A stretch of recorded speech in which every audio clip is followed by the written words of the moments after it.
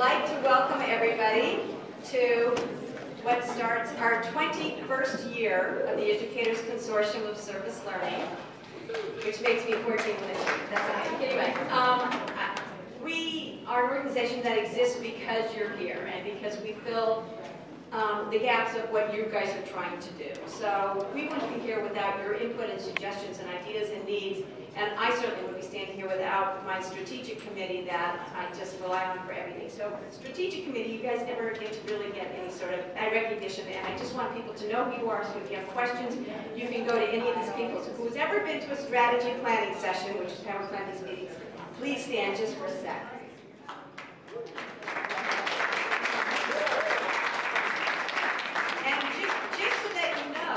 Anybody is welcome to come to a strategy meeting at any time. Just shoot me an email or drop me a line, and I'll be sure to put you on the list. We usually have two, one in June, one in the fall, and everybody's welcome. With that being said, let me just get an agenda here. Just so that you know, the people new to this, we always have the agenda on the back. It's chock full of information and tips and upcoming events and things you need to know about. And the major thing is the National Service Learning Convention, so whoever hasn't attended that, it's just such an eye-opener and a heart-opener. I always highly recommend that, and that's in March of this year in Minnesota.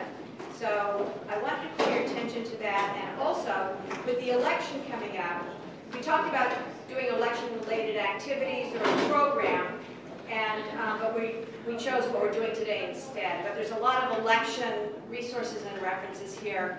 At this point in our lives in our nation, so many voters are disenfranchised that we really are dependent upon ourselves and our young people to get registered, get people registered, learn the process, and become part of the process. That's part of what service learning is. So I really encourage you to think about units or work that can involve the elections, because it's more critical than ever. I feel like I say that every year. Up here it's more critical, but we are making progress, I feel. So I also want to thank the Skirball, who allows us to come up here. The Skirball has really in-depth, fabulous school programs, K-12 actually, and they also have, for even younger children, they have Noah's Ark that's worthwhile visiting. So I always like to encourage you to pick up this brochure and see some of the tours they have. It's very thought-provoking and global. It deals with diversity, it deals with issues that everybody faces in life. And so I can't encourage you enough to explore what Skirball does offer your school and your students. So, that being said, I just wanted to add that I never can really thank you guys enough for being here, because your lives are so busy. And we all have the most important job on this planet, and that goes for the teachers, administrators, the parents who are here, and the students.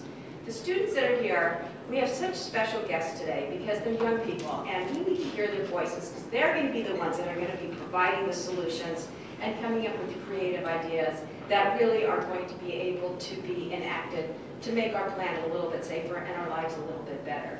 So just an example, in 21 years where we've come from service learning, if you go back, there was a student in 2nd grade at Wesley School, Lula Cerrone, who learned how to have a book drive at her school. Last week, she was addressing the United Nations. She has now focused on global education. She has a book coming out.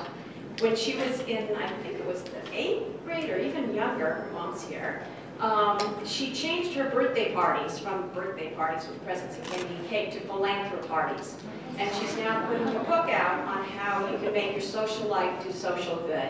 And this is someone who specifically learned in the 2nd grade what it is to have a social consciousness and a drive, and then the tools to be able to do something to affect change. There's a student, a young 20-year-old in Sweden, I don't know if you've heard of him. He's come up with a solution for the garbage patch in the middle of the ocean, which we all know there's a massive, tremendous threat to our oceans and our planet. And he's come up with a bumper system, some sort of bumper system that gathers this garbage and then can be removed. It's like the most phenomenal thing. He's 20 years old. So that's what we're really here for, is to help facilitate the open-ended thinking that's required of young people and adults today. And by working together, hopefully we can really come up with some fabulous alternatives to the things that we're going to need in the decades and generations ahead. So with that in mind, because the young people here are going to be sharing with us some of the programs that they did so we can learn from them, they're also scattered at the tables. And this meeting is really devoted to providing you space to explore your ideas with each other. Everybody has stumbling blocks, everybody has things they want to achieve, don't really know how to get about it. And it's really important that the young people are heard and shared today. So they've been invited as equal guests. We're not going to use any teacher voices or mommy-daddy voices. These are your peers for the day, and so let's learn from them. Let's work together to see what solutions we can come up with for the school year ahead that can be enacted, because there's no time like the present to get going. So, okay, so with that being said, we always speed through these meetings because we get to the heart of it right away. I don't like to waste time. But there's something that I never like to speed through, and that is when I'm thanking people who have supported us. There's always one person every year who stands out that is just an invaluable asset and someone who makes a difference in the lives of ECSL and therefore all of you guys. So this year, well, Ann Nelson, who's not here today, creates these most amazing dolls that she does by hand, actually. And she has jewelry on them, and she has all these beautiful things that are handmade by Ann, and we call this our Spirit Award. So this year, this doll's name is Yama, which means love. And it goes to a special person who understands that Yama is a translation of the Tema language, and it goes to Sarah Culberson.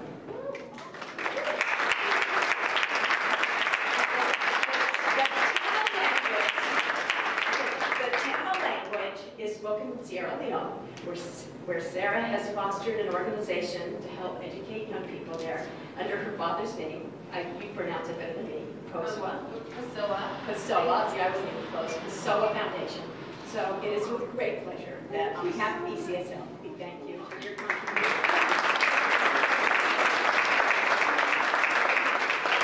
We have made a donation to the foundation in your honor as well. So we thank you. We really thank you.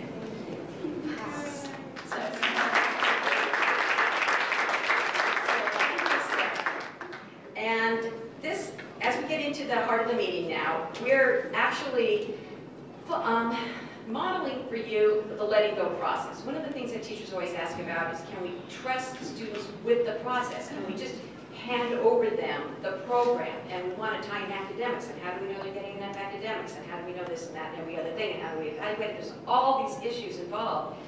And so we, as the strategic committee, decided we were going to model for you letting go today. So that's why this whole process today is totally an experiment. We have no idea what to expect from it, and we're just going to go for the ride and have you along.